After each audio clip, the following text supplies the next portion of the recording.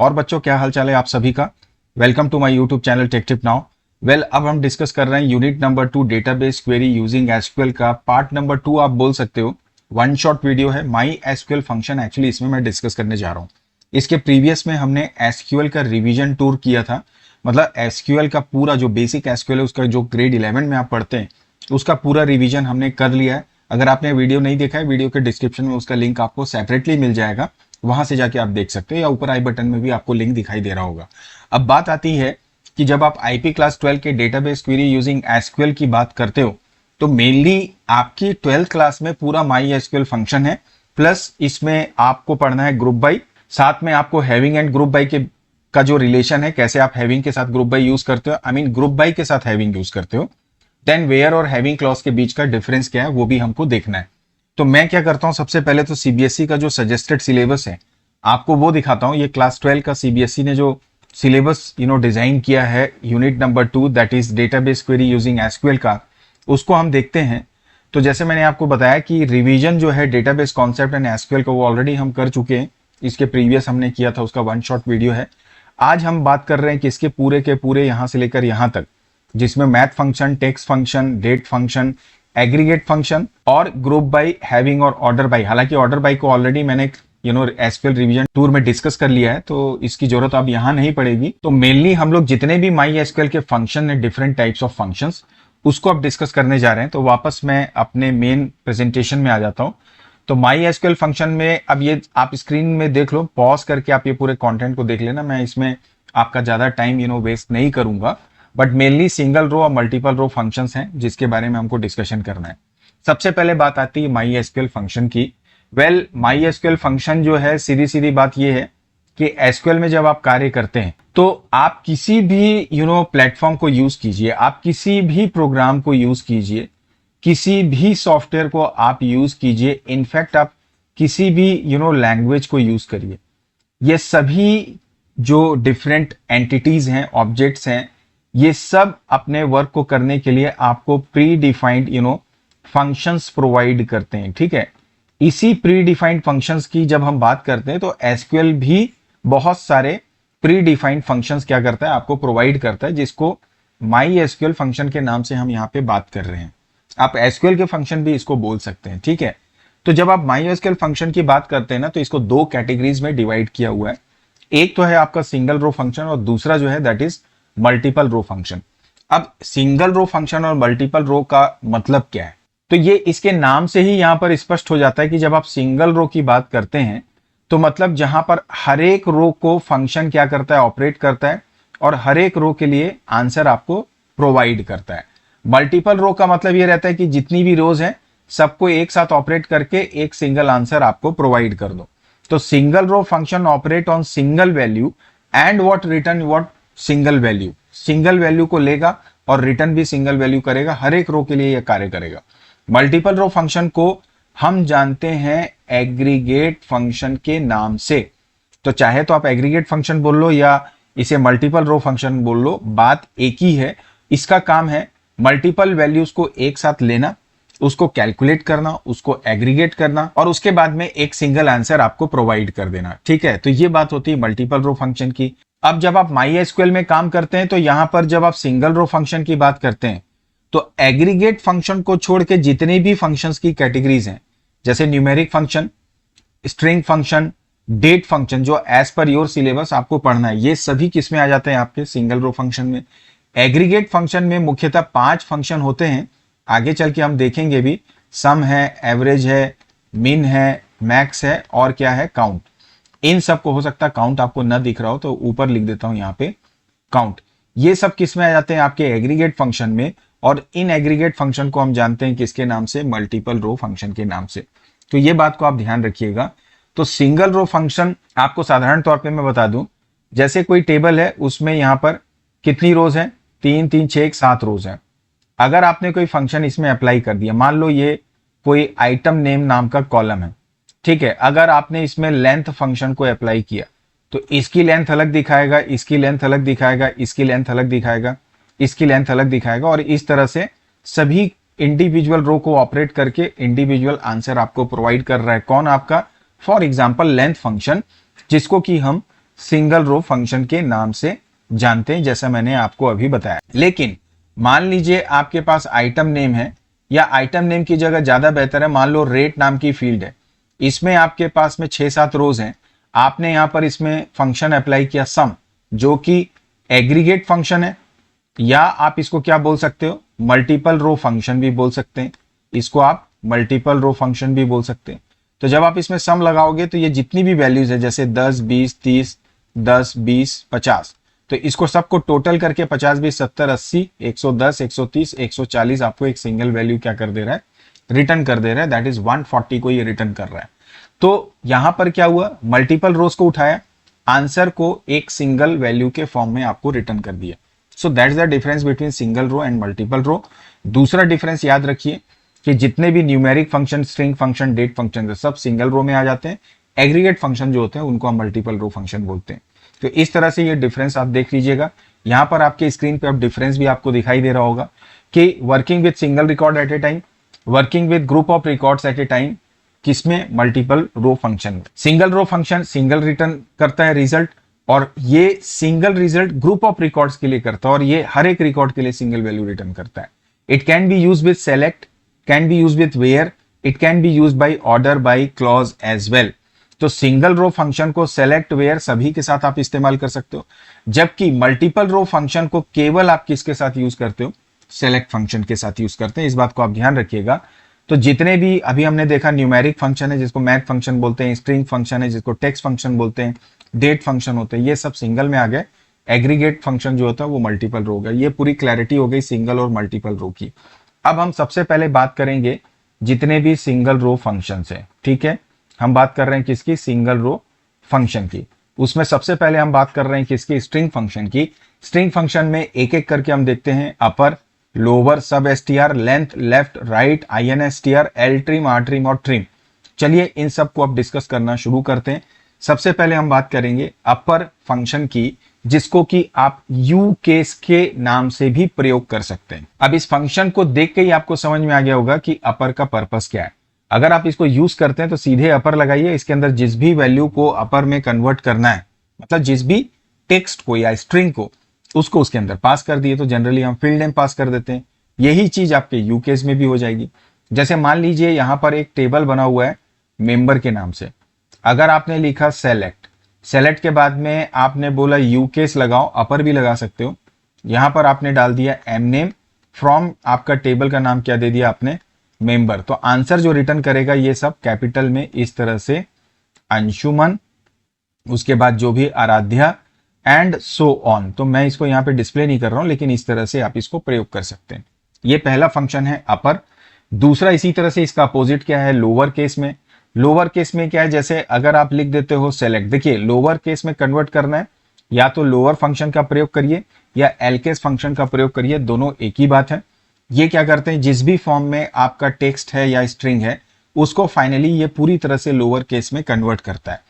आप इसे लोअर के रूप में, जिसके अंदर आप स्ट्रिंग वैल्यू को पास कर सकते हैं या फील्ड नेम को पास करके प्रयोग कर सकते हैं, या एल केस के अंदर में स्ट्रिंग या फील्ड नेम को पास करके भी इसका प्रयोग कर सकते हैं। तरीका क्या है, जैसे आपने लिया सेलेक्ट, मैंने लगाया लोअर, इसके अंदर में जैसे मान लीजिए आपने डाला टाइप। अच्छा, अगर आप इसको डिस्टिंक्ट कर दो, चलिए थोड़ा और बेहतर कर देते हैं इसको, सेलेक्ट लिया, लोअर लिया, ब्रैकेट में जाके आपने दे दिया डिस्टिंक्ट, ठीक है ना। और डिस्टिंक्ट के बाद में अगर आप टाइप दे देते हो, और उसके बाद में सपोज दैट आपने लिखा from my table name member, तो अब ये क्या करेगा, डिस्टिंक्ट उठाएगा। तो पहले क्या, मंथली पूरा स्मॉल में लेगा, इसी तरह से ईयरली को पूरा स्मॉल में ले लेगा, और उसके बाद में ये क्वार्टरली को भी क्या कर देगा, आपके स्मॉल में लेके आपको दिखा देगा, ठीक है। तो इस तरीके से लोअर केस का या लोअर फंक्शन का भी आप प्रयोग कर सकते हैं।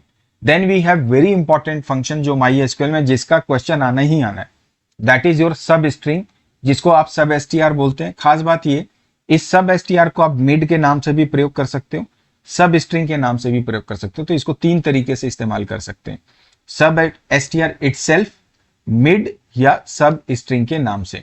अब इसका काम क्या है, सब स्ट्रिंग का मतलब होता है जैसे कोई भी स्ट्रिंग है अंशुमन, ठीक है। अब अंशुमन का आपको ये हम वाला पार्ट को निकालना है, HUM वाले पार्ट को, तो ये क्या हुआ, इसका सब स्ट्रिंग हुआ। तो अगर आप इसको एक्सट्रैक्ट करना चाहते हैं तो इसके लिए आप सब str जो कि आप देख रहे हैं यहाँ पर, या मिड फंक्शन या सब स्ट्रिंग फंक्शन का प्रयोग कर सकते हैं।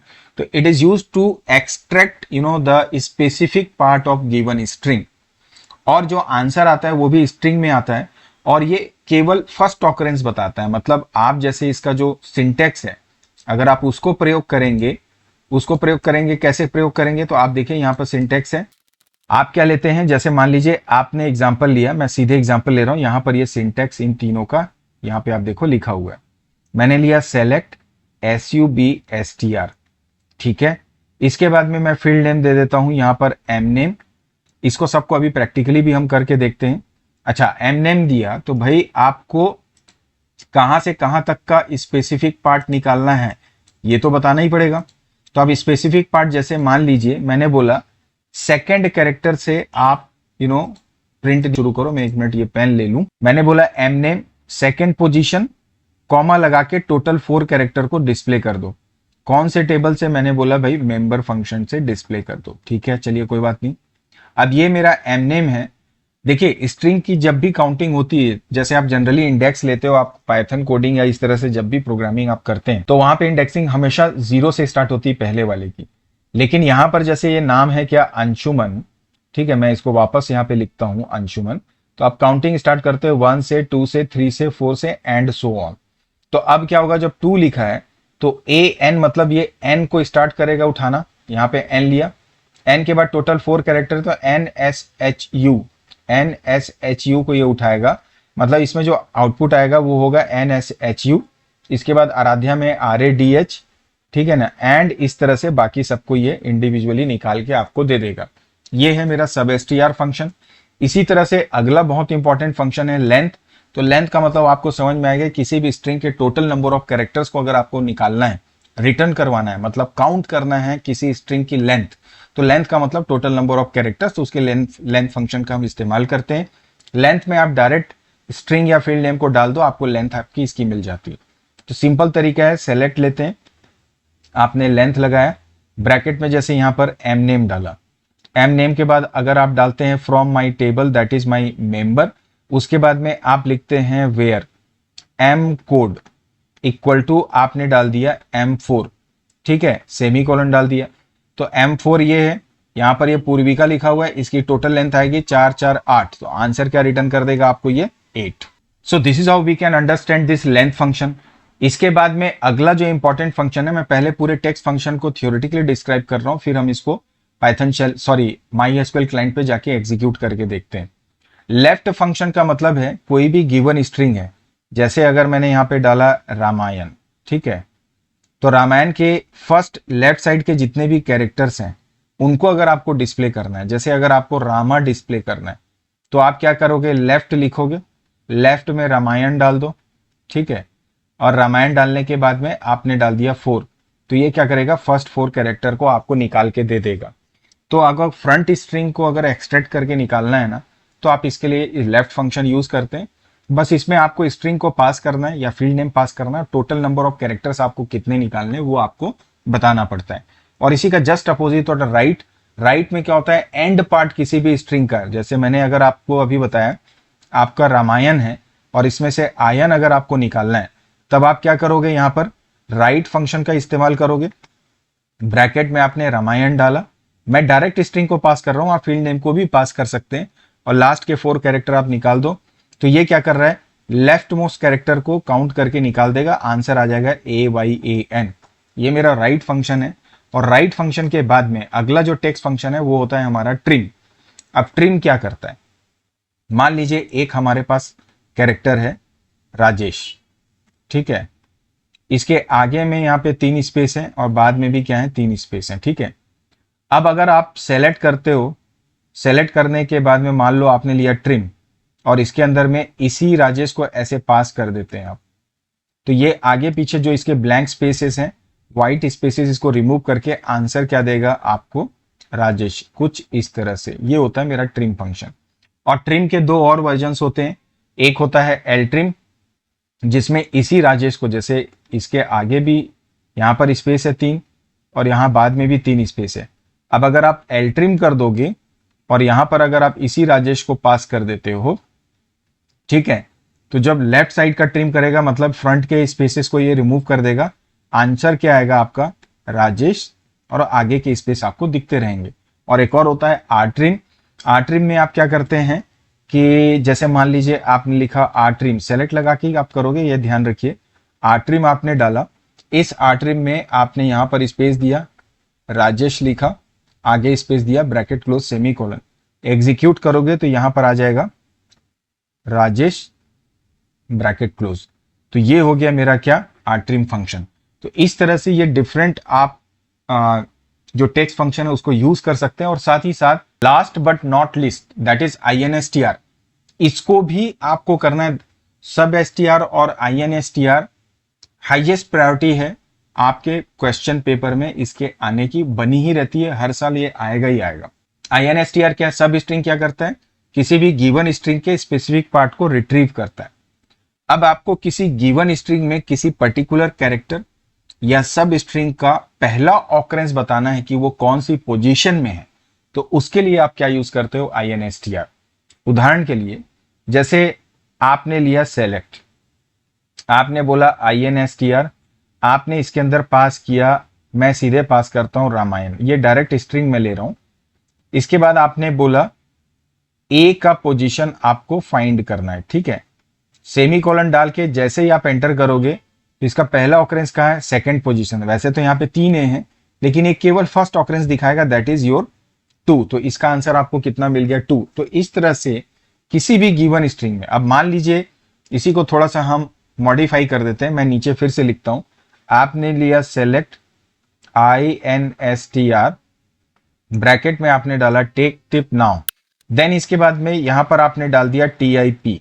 तो ये एक सब स्ट्रिंग है, इसकी पोजीशन निकालना है। तो ये 1 2 3 4 5th पोजीशन से मेरा टिप स्टार्ट हो रहा है, तो ये इसको रिटर्न करेगा आंसर कितना?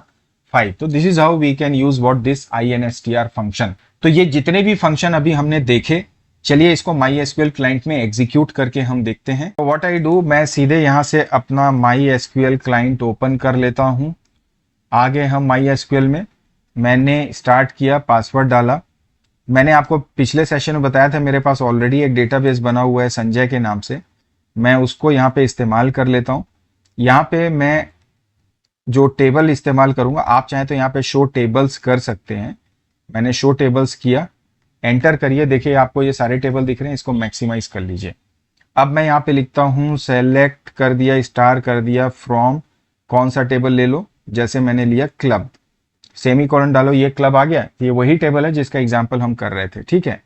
अब मान लीजिए आप सबसे पहले लेते हैं सेलेक्ट लेंथ, लेंथ के अंदर में आपने पास किया M नेम फ्रॉम कौन सा टेबल है? क्लब। एंटर करिए तो देखिए सबकी इंडिविजुअल लेंथ दिखा रहा है। तो सिंगल रो फंक्शन का मतलब समझ में है, 5 रो थे, आंसर भी 5 आए, सबकी लेंथ ये निकाल दिया। इसी तरह से लेंथ के बाद में मान लीजिए सबसे पहले सेलेक्ट स्टार फ्रॉम क्लब करिए, आपने लिखा सेलेक्ट, आपने बोला लेफ्ट, और ब्रैकेट में अगर आपने डाल दिया इसी M नेम को, चूंकि हमारे पास सिर्फ एक ही नेम है, तो M नेम फ्रॉम हमारा टेबल का नाम है क्लब, ठीक है। लेकिन आपको लेफ्ट में फर्स्ट कितने कैरेक्टर दिखाने? मान लीजिए फर्स्ट 3 कैरेक्टर्स दिखाने, तो आप कॉमा डाल के 3 डाल दीजिए, एंटर करिए, तो फर्स्ट 3 कैरेक्टर के साथ में ये आपको दिखा रहा है। क्लियर है आपको? इसी तरह से अगर मैं एक दूसरा टेबल ले लेता हूं, अब सेलेक्ट स्टार फ्रॉम डॉक्टर, ठीक है, हमने ये डॉक्टर ले लिया, ये डॉक्टर आपको दिख रहा है।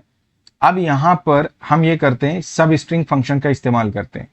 मैंने बोला सेलेक्ट SUBSTR, ब्रैकेट में हमारा स्ट्रिंग क्या है? नेम, कॉमा लगाया, हमको कहां से कहां तक के कैरेक्टर डालने?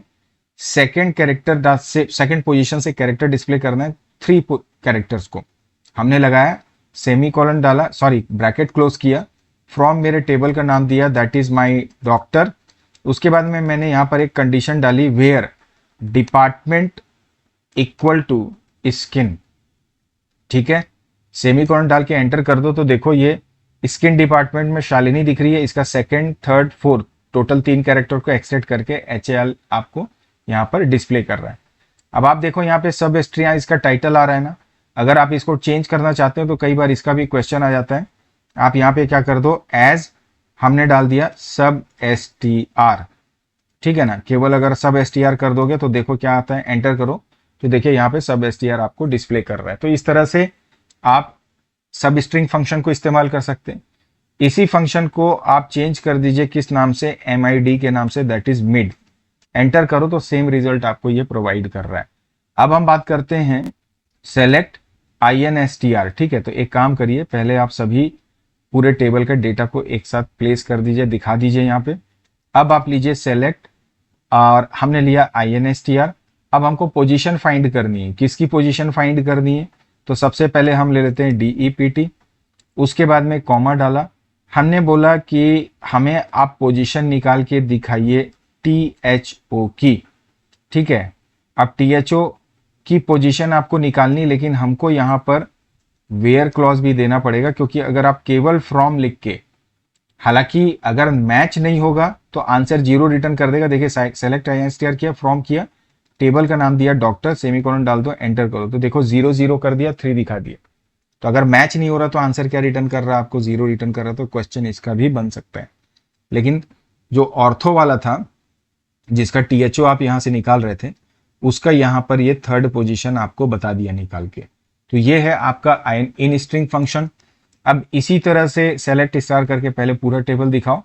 हमने बोला सेलेक्ट, अब हम क्या करते हैं, यहाँ पर ट्रिम फंक्शन लेते हैं और इसके अंदर में 3-4 स्पेस देके कंप्यूटर डाल दो, 3-4 स्पेस दे दो और सेमीकोलन डाल के एग्जीक्यूट कर दो, तो ये कंप्यूटर आपको ऐसे दिखा रहा है।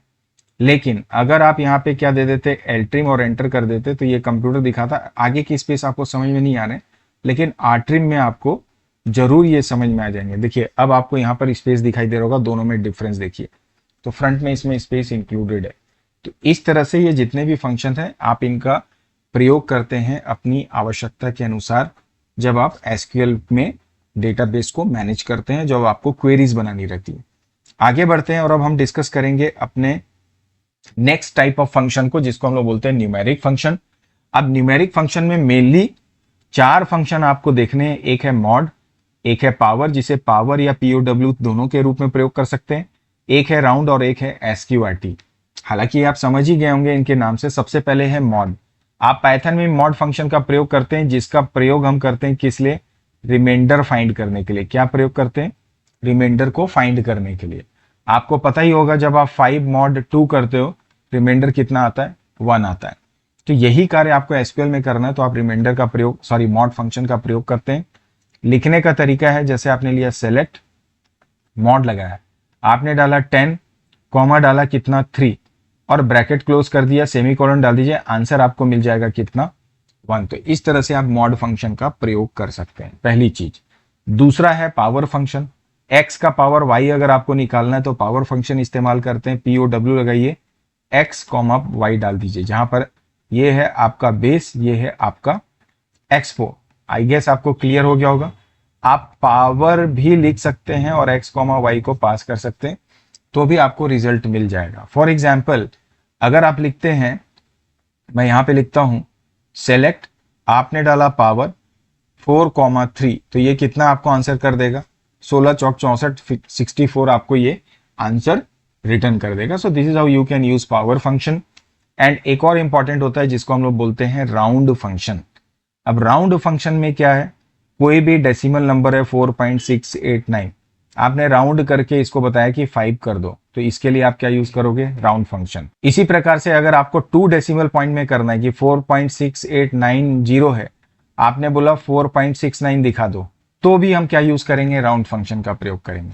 अगर आपके पास कोई नेगेटिव राउंड ऑफ फिगर करना है, नेगेटिव का रिजल्ट आपको मैं बता रहा हूं, तो आई गेस आपको ये समझ में आ गया होगा। तो जैसे अगर आप लिखते हो सेलेक्ट, यहां पे आप डालते हैं, सॉरी इसको गलत मैंने लिख दिया, मैं इसको इरेज करके दोबारा आपको लिख के बता देता हूं।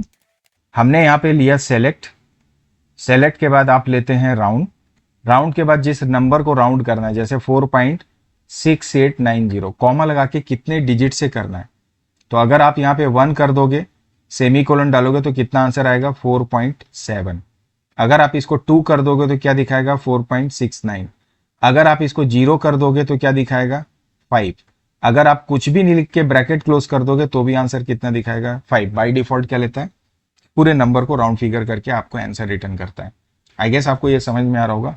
लेकिन यहाँ पर एक बहुत इंपॉर्टेंट बात यह है कि कई बार हम माइनस या नेगेटिव में भी नियरेस्ट 100 या 10 के हिसाब से भी क्या करते हैं, इसको राउंड करते हैं। जैसे उदाहरण के लिए मैं आपको बताऊं, मान लीजिए आपके पास एक नंबर है 2067.88। अब आपने अगर यहां पे लिखा सेलेक्ट, आपने बोला राउंड, ब्रैकेट में डाला 2067.88, कॉमा डाल के -1। तो इसका मतलब ये क्या होगा, -1 का मतलब है, -1 का मतलब है नियरेस्ट 10। तो नियरेस्ट 10 क्या होगा, 2067 है तो इसका नियरेस्ट 10 क्या मिल रहा है आपको, 2068। तो आंसर क्या देगा, 2068। अगर ये होता -2, तो -2 हो गया, मतलब क्या दिखाता है ये, नियरेस्ट 100 वाला वैल्यू। तो अगर आप -2 कर देते तो 2067 है तो इसका नियरेस्ट 100 क्या हो गया, 2100। इसी तरह से माइनस होता तो नियरेस्ट क्या दिखा देता आपको, ये क्या शायद आपको स्क्रीन में ना दिखा रहा होगा, नियरेस्ट 1000। तो इस केस में ये 2067 है। नियरेस्ट क्या मिलेगा इसको, यहां पर अगर -3 कर दोगे तो नियरेस्ट मिलेगा इसको 2000। तो इस तरह से नेगेटिव राउंडिंग भी आप इसकी कर सकते हैं। तो ये राउंड, मॉड, और इसी तरह से एक और फंक्शन है SQRT, शायद इसमें डिस्प्ले नहीं हुआ, बट उन सब को अब हम MySQL में चल के एग्जीक्यूट करके देख लेते हैं। मैंने लिया सेलेक्ट, सेलेक्ट के बाद में सबसे पहले तो राउंड ही लीजिए। मैंने जो अभी वैल्यू डाली 2067 या 66 ही ले लो, पॉइंट मैंने डाला 56, कॉमा डाल के सपोज मैंने यहाँ पे ब्रैकेट क्लोज करके सेमीकोलन डाल दो, एंटर कर दो, तो ये 2067 दिखा दिया आपको। इसी तरह से अगर आप इसमें कॉमा डाल दो और अगर 1 कर दो तो ये क्या दिखाएगा, 2066.6 दिखा रहा है। अब आप इसको -1 करके देखो, तो मैंने लिया -1, रन करके देखो तो 2070 दिखाए। अगर आप -2 कर दोगे तब क्या दिखाएगा, नियरेस्ट 100, तो कितना आएगा, 2100। अगर आप इसको -3 कर दोगे तो नियरेस्ट 1000 दिखाएगा। तो अगर आप रन करोगे तो 2000 दिखा रहा है। तो ये हुआ मेरा राउंड फंक्शन। इसी तरह से सेलेक्ट कर दो, मॉड कर दो, मॉड में आपने डाला 10,3, ठीक है, एंटर करो, सेमीकोलन डाल दो, तो आंसर क्या दिखा रहा है आपको, 1। इसी तरह से सेलेक्ट कर दिया SQRT, ब्रैकेट में आपने डाला 4 और एज कर दिया SQRT, ये इसका नाम दे दिया एलियास नेम, तो ये 2 आपको आंसर कर दिया। तो एज लगा के एलियास नेम आप दे सकते हो।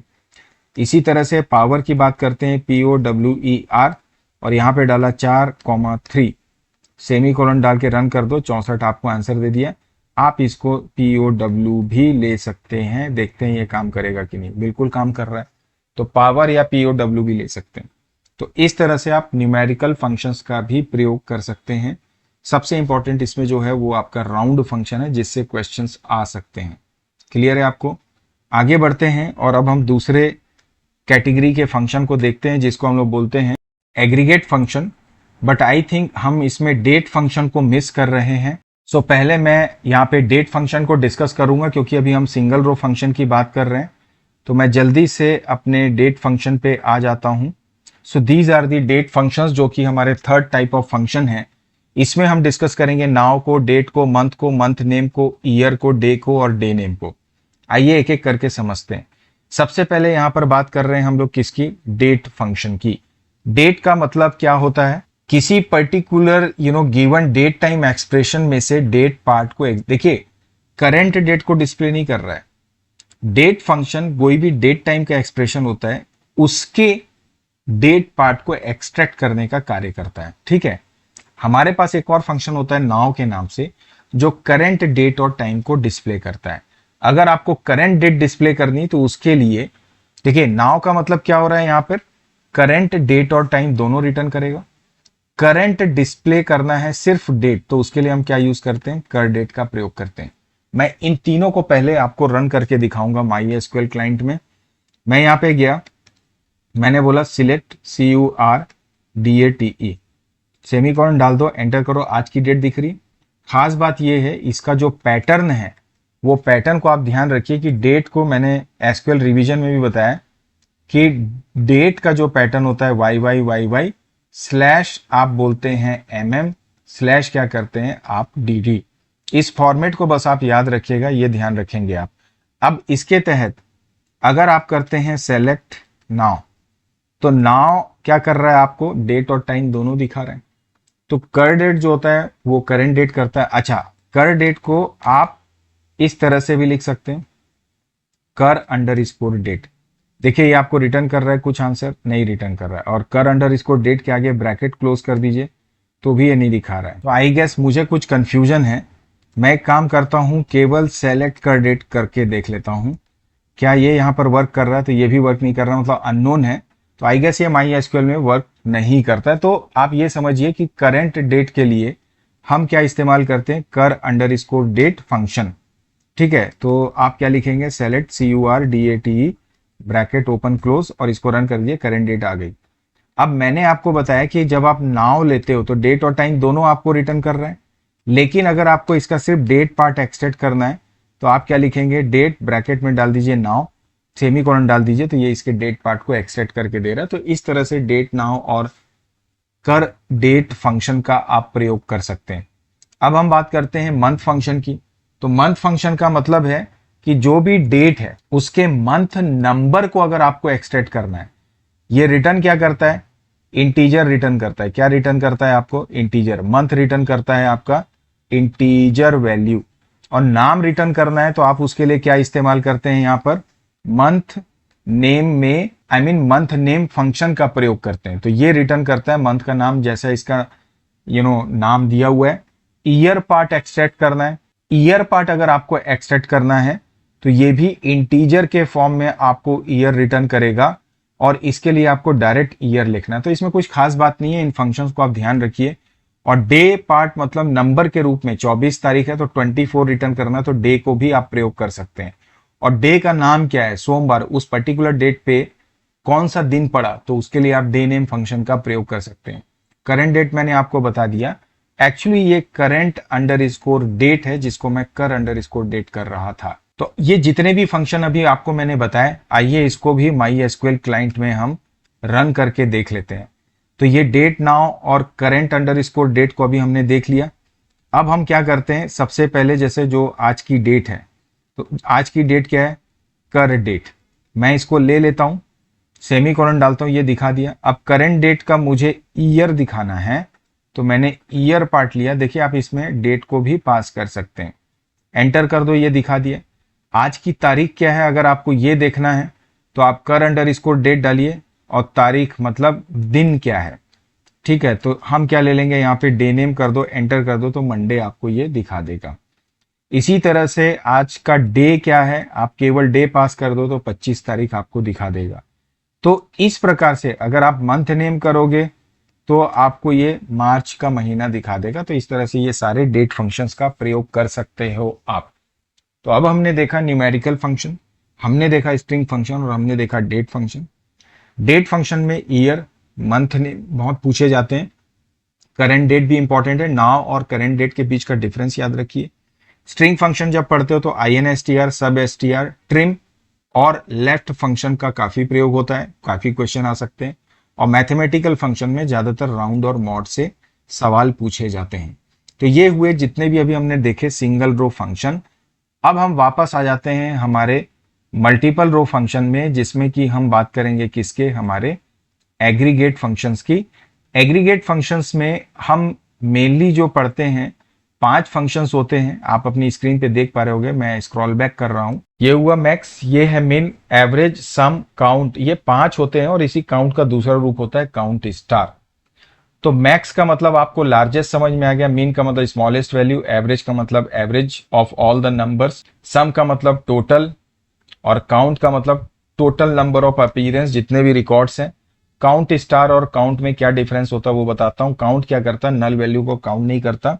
काउंट स्टार जो होता है वो नल को भी इंक्लूड करता है। तो देखिए सीधे सीधे समझ लीजिए, काउंट स्टार मतलब टोटल नंबर ऑफ रिकॉर्ड्स को ये क्या कर देगा, आपको रिटर्न कर देगा। काउंट किसी पर्टिकुलर फील्ड के number of values, number of रोज को एक्चुअली क्या करता है, रिटर्न करता है, जिसमें कि वो नल को क्या कर देता है, एक्सक्लूड कर देता है। सिर्फ ये डिफरेंस को याद रखिए। तो काउंट और काउंट स्टार में यही ध्यान रखिए कि किसी टेबल के total number of records irrespective of null value is there और नॉट, ये टोटल नंबर ऑफ रिकॉर्ड्स को रिटर्न कर रहा है। कौन? Count star. Count function particular column में पर्टिकुलर फील्ड की टोटल नंबर ऑफ वैल्यूज को रिटर्न करता है, जहां पर वो नल वैल्यू को इग्नोर करेगा काउंटिंग में। इसके अलावा बाकी सारे फंक्शन का जैसा नाम है वैसे ही आपको प्रयोग करना है। एग्रीगेट फंक्शन का मैंने ऑलरेडी आपको एक्सप्लेनेशन दे दिया था शुरुआत में इस वीडियो के, नहीं देखा है तो आप उसको फिर से जाके एक बार देख लीजिए। इसी वीडियो को रिवर्स करके मैं सीधे MySQL क्लाइंट में आऊंगा और इन फंक्शन का प्रयोग करना शुरू करूंगा। तो मैं यहां पर सबसे पहले शो टेबल्स करता हूं और प्रयास करता हूं कि हमको किसी में न्यूमेरिकल वैल्यूज ज़्यादा सही तरीके से मिल जाए। तो मैंने सेलेक्ट स्टार फ्रॉम EXP किया, देखें जरा इसमें क्या वैल्यूज हैं। तो यहाँ तो कुछ है ही नहीं, तो हम करते हैं सेलेक्ट स्टार फ्रॉम मेंबर, जरा देखें इसमें कुछ वैल्यूज हैं। तो चलिए इसमें कुछ वैल्यूज हमको दिखाई दे रही हैं। तो अब हमको देखना है हाईएस्ट फीस कितनी। तो हम क्या लिखते हैं? Select max. फीस क्या है हमारी? FEES। कौन सा टेबल है? फ्रॉम मेरे टेबल का नाम है मेंबर। तो आपने दिया मेंबर, सेमीकोलन, एंटर कर दीजिए, ये रिजल्ट आ गया। क्लियर है? अब अगर आपको मैक्स और मिन दोनों निकालना है तब आप क्या करेंगे? तब आपको कॉमा से सेपरेट करना होगा। सेपरेटली आपको मैक्स और मिन को इस्तेमाल करना होगा फीस के ऊपर, और इसके बाद एंटर करेंगे तो मैक्स और मिन दोनों आपको दिखाएगा। आप मैक्स और मिन दोनों को एक साथ अप्लाई किसी फील्ड में नहीं कर सकते। सेपरेटली आप एग्रीगेट फंक्शन को एक ही समय पे प्रयोग कर सकते हैं, कॉमा से सेपरेट करके। इस बात का आपको ध्यान रखना है। अब यहां पर अगर आप मैक्स की जगह इसका एवरेज निकालना चाहते हैं तो आप यहां पे दे देंगे AVG, एंटर प्रेस कर दीजिए। देखिए यहां पर एवरेज वैल्यू आपको मिल जा रही है। अगर आपको टोटल सम चाहिए तो आप SUM लगा देंगे। तो यहां पर आप कर दीजिए SUM, एंटर कर दीजिए, आ गया। हम एक बार सेलेक्ट करते हैं, स्टार करते हैं, फ्रॉम मेरे टेबल का नाम क्या था? हमने देखा था मेंबर। एंटर करिए तो ये आ गया।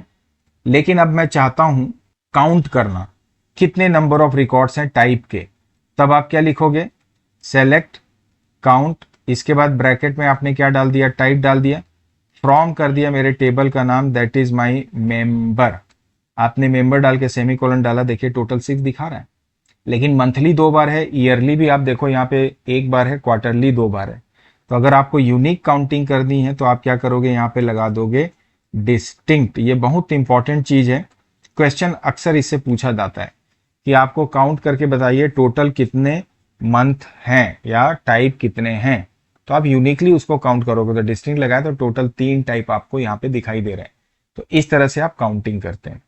चलिए अब हम एक काम करते हैं, हम यहाँ पे कोई नल वैल्यू वाली फील्ड देखते हैं।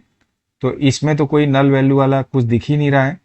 हम क्या करते हैं, क्या एज में कुछ नल है? यहाँ पे नहीं है। हम करते हैं शो टेबल्स, रन करिए। हमने किया select star from customer, semicolon डालिए, कुछ भी नहीं है। मैं वापस से इसी डेटा को दिखाता हूं।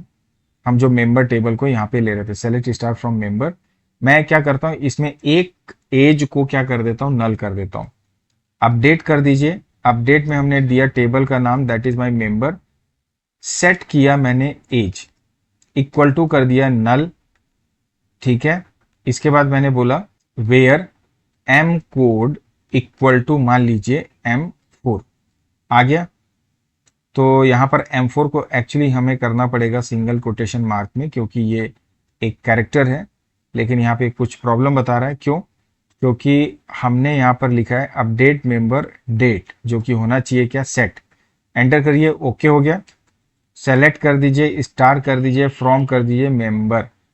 यहाँ पे देखिए नल वैल्यू आपको एज में दिखाई दे रही होगी यहाँ पे बीचों बीच, ठीक है। अब हम क्या करते हैं, सेलेक्ट करते हैं काउंट स्टार, किससे? टेबल का नाम है हमारे मेंबर। सेमीकोलन डाल के एंटर करिए, देखिए टोटल 6 रिकॉर्ड दिखा रहा है। अब काउंट में स्टार की जगह आप फील्ड दे दीजिए एज, कितना दिखा रहा है? 5। अच्छा, एज की जगह अगर आप यहाँ पे दे देते हो टाइप, क्या देते हो? टाइप, तो कितना दिखा रहा है आपको? Total number of record 6। So that is the difference between count and count star. और आपने बाकी एग्रीगेट फंक्शन को भी देखा। यहाँ पर एक बहुत ही महत्वपूर्ण बात यह है कि जितने भी एग्रीगेट फंक्शन आपने जब अप्लाई किए तो ये 6 रिकॉर्ड को ऑपरेट करके आंसर सिर्फ एक ही दे रहा है। तो इसीलिए इसको मल्टीपल रो फंक्शन बोला जाता है, क्योंकि ये एग्रीगेट करके सिंगल आंसर आपको प्रोवाइड कर रहा है। जब आप सिंगल रो फंक्शन इस्तेमाल कर रहे थे, जैसे इसी को देखिए सेलेक्ट स्टार फ्रॉम मेंबर, और जब आप सिंगल लगा रहे थे, जैसे यहाँ पे सेलेक्ट किया, लेंथ किया, वापस से एक बार उसको रिपीट कर लेते हैं। हमने यहाँ पे डाला एम नेम, कौन सा टेबल से, हमारा मेंबर। दिमाग धीरे चल रहा है, उंगली ज्यादा तेज चल रही है हमारी, तो देखिए अब इंडिविजुअल रिकॉर्ड आपको ये दिखा रहा है। तो अब आप आई गेस समझ गए होंगे कि कैसे इसको करना है। अच्छा, ये जो लेंथ निकाली इसका भी आप सम कर सकते हो। तो टोटल लेंथ निकाली, सबका सम निकाल दो तो दिखा 45 टोटल नंबर ऑफ कैरेक्टर आपको एम नेम का ये बता दिया। तो इस तरह से आप एग्रीगेट फंक्शन का भी प्रयोग कर सकते हैं। इसके बाद में अब हम आ जाते हैं हमारे बहुत ही महत्वपूर्ण टॉपिक में, जिसको हम लोग बोलते हैं ग्रुप बाई। अब ग्रुप बाई क्लॉज क्या है, इसका भी क्वेश्चन तो कंफर्म है, आएगा ही आएगा। अब ये 2 नंबर 3 नंबर में भी कई बार चेंज करता है, अलग अलग एसक्यूएल के केस रहते हैं, अलग अलग जगह आपको ग्रुप करने के लिए बोलता है रिजल्ट। ग्रुप बाई क्लॉज क्या करता है, it generates what, summary result, ठीक है ना। और जब आप ग्रुप बाई क्लॉज यूज करते हैं तो इसके साथ हमको इस्तेमाल करना पड़ता है क्या, एग्रीगेट फंक्शन, क्योंकि एग्रीगेट फंक्शन आपके ग्रुप बाई क्लॉज को हेल्प करता है समरी जनरेट करने में। तो ये दूसरे तरीके से बोल सकते हैं, it groups records and returns result, ठीक है। ग्रुप वाइज एक्चुअली क्या करना है, ग्रुप रिकॉर्ड्स करता है और ग्रुप वाइज आपको रिजल्ट को ये क्या करता है, रिटर्न करता है। जैसे मान लीजिए यहां पर आपके पास ऑथर है, ऑथर वाइज, ठीक है ना, ऑथर वाइज बुक्स की टोटल क्वांटिटी आपको काउंट करनी है, टोटल क्वांटिटी कैलकुलेट करनी है ऑथर वाइज। अगर आप लिखते हो सेलेक्ट, आपने डाला सम, ब्रैकेट में आपने डाल दिया क्वांटिटी, फ्रॉम लगाया, टेबल का नाम दे दिया क्या, मान लीजिए टेबल का नाम क्या है, ऑथर या बुक जो भी है। आप अगर इसको सम क्वांटिटी करेंगे तो सबका निकाल देगा, 4 2 6 10 15 18 21, आंसर कितना दिया 21। लेकिन फ्रॉम ऑथर के बाद अगर आप बोल देते हो ग्रुप बाई, और ग्रुप बाई किसके द्वारा करना है आपको, ऑथर के द्वारा, जिसके आधार पे हम ग्रुपिंग कर रहे हैं। अब ऑथर कॉमा सम कर देंगे तो ये बोलेगा कि भाई जो ऑथर दीक्षित है, जो ऑथर फ्रेंच है, पहले तो सबको निकाल लेगा यहाँ पे, फ्रेंच के बाद में शील्ड है, तो दीक्षित का कितना क्वांटिटी आया 4 और 3 कितना आ गया यहाँ पर 7। अब फ्रेंच का कितना आ रहा है, तो फ्रेंच में एक ही है तो इसका आंसर कितना आया 2। तो इस तरह से ग्रुप कर करके आपको आंसर प्रोवाइड कर देगा। सिर्फ यही ग्रुप बाई क्लॉज में आपको ध्यान रखना है। ये बेसिक ग्रुप बाई क्लॉज है जो मैंने आपको बताया। अब मैं वापस से माई एसक्यूएल क्लाइंट में आता हूं। मैंने यहाँ पर किया सेलेक्ट स्टार फ्रॉम मेंबर, देखिए दिख रहा है हमको जो टाइप दिख रहा है मंथली, ईयरली, क्वार्टरली, उसके अकॉर्डिंग टोटल फीस आपको निकाल के देना है। अगर आप कहते हैं सेलेक्ट सम, फीस आपने डाला, फ्रॉम डाल दिया, मेरे टेबल का नाम दिया आपने मेंबर, सेमीकोलन डाल के एंटर करिए, टोटल आ गया। लेकिन अगर आप यहाँ पे कर देते हैं ग्रुप बाय टाइप, तो आप देखेंगे यहाँ पर ये इसने टाइप के आधार पे अलग अलग जो टाइप्स हैं, जैसे मंथली, ईयरली, क्वार्टरली, तो उसके बेसिस पे उसका सम किया। जैसे मंथली कितने 2, 8 7 15,000 इसका रिटर्न किया। ईयरली कितना, ये भी 2 है, 24 और 14 38,000, और उसी तरह से क्वार्टरली को ये दिखाया। आप एक काम करिए, यहाँ पर जो इसके आधार पे आप ग्रुप कर रहे हैं उसी टाइप फील्ड को यहाँ पे ले लीजिए डिस्प्ले करने के लिए, एंटर करेंगे तो अब आप देखिए ग्रुप वाइज आपको समरी रिजल्ट जनरेट करके दे दिया। ये है मेरा ग्रुप बाई क्लॉज।